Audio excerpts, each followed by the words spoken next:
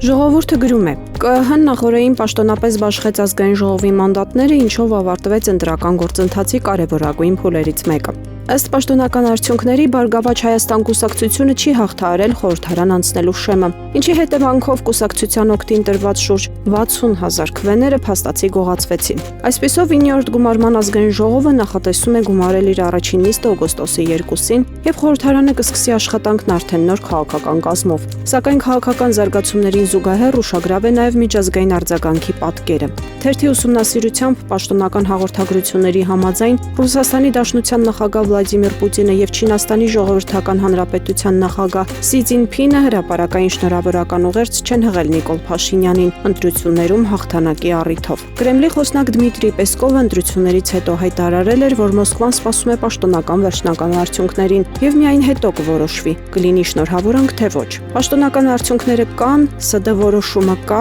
ԿԸՀ-ի վերջնական որոշումը կա, բայց Ռուսաստանի Դաշնության նախագահի շնորհավորանքը ոչ։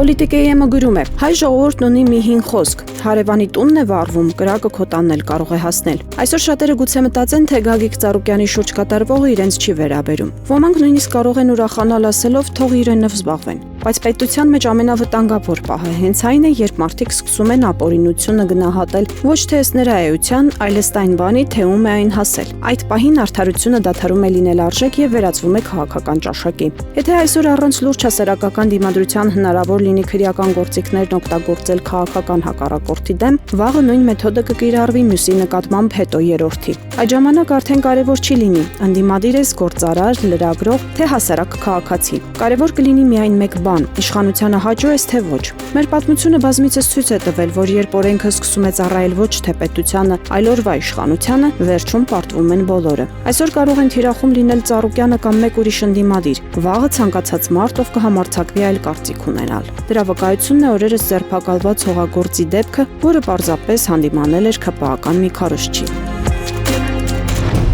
Ժողովուրդը գրում է. 2018 թվականից ի վեր ԿՊ խմբակցության падգամավոր նախկին նախարար Զարուհի Բաթոյանի հայտարարագրած դրամական միջոցները սկզբնական շուրջ 500,000 դրամից եւ 335 եվրոից աճել են, հասնելով ավելի քան 13.1 միլիոն դրամի։ Թերթը դեռևս 2019-ին գրել էր, որ խնամի ծանոթ բարեկամ սկզբունքով առաջնորդվելը պրոբլեմ է առաջացնում։ Այսպիսի հայտարարությամբ ՀՀ վարչապետ Նիկոլ Փաշինյանը հանդես է եկել ոչ մեկ անգամ։ Սակայն պարզվում է նրա այս խոսքերն աշխատանքի եւ սոցիալական հարցերի նախարար Զարուհի Բաթոյանն այնքան էլ լավ կամ ուղիղ չի ընկալել։ Նախարար Բաթոյանը նախարարության ֆինանսատնտեսագիտական եւ հաշվապահական հաշվառման վարչության պետ, ինչպես նաեւ աշխատակազմի գլխավոր քարտուղարի պաշտոնակատար էր նշանակել Ստեփան Մաչյանին, որը նրա քրոջ ամուսնու եղբայրն է, Տեգրը։ Բացի այդ, նա տարբեր պաշտոններում նշանակել էր իր կողմից նախկինում ղեկավարած Հույսի կամուր ՉԿ-ի ներկայացուցիչներին։ Մեկ այլ աղմկահարույց պատմություն էր օտարերկրացիների կողմից ՀՀ օրենսդրության կոպիտ խախտմամբ երեխաների որդեգրման դեպքերի բացահայտումը ԱԱԾ-ի կողմից։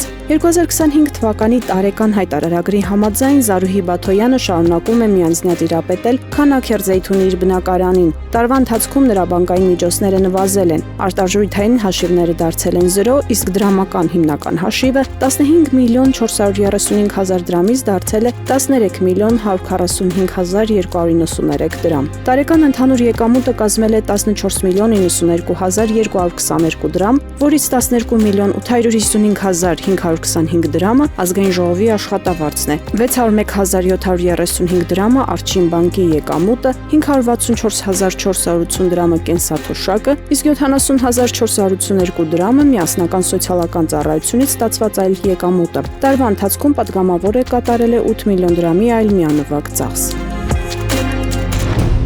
Ժողովուրդը գրում է. Էկոնոմիկայի նախարարի տեղակալ Անուշիկ Ավետիսյանը ամենայն հավանականությամբ առաջիկայում կհեռանա զբաղեցրած պաշտոնից, սակայն առանց պետական համակարգից դուրս մնալու։ Կառավարությունում քննարկվում է նրա նոր նշանակման հարցը։ Արտաքին գործերի նախարարությանը մոտ կանգնած թերթի աղբյուրների հաղորդմամբ համապատասխան հանձնարարական է տրվել գտնել այնպիսի պաշտոն, որտեղ Ավետիսյանի փորձը հնարավոր կլինի օգտագործել արտաքին տնտեսական համագործակցության ուղղությամբ։ Մասնավորապես քննարկվում է նրա տեղափոխությունը արտաքին գործերի նախարարություն, որտեղ նա կարող է համակարգել տնտեսական եւ գործարար կապերի զարգացման ուղղությունը։ Թեև վերջնական որոշում դեռևս չի կայացվել, թերթի տեղեկություններով ԱԳՆ-ում արդեն իսկ համապատասխան հաստիկ կամ գործառույթ են փնտրում նրա նշանակումն ապահովելու համար։ Հատկանշական է, որ Անուշիկ Ավետիսյանը արտաքին հետախուզության ծառայության աշխատակից Արման Բոշյանի կինն է։ Թե որքանով է այս հանգամանքը որևէ դեր խաղում կադրային քննարկումների ընթացքում, պաշտոնական մեկնաբանություն առայժմ չկա։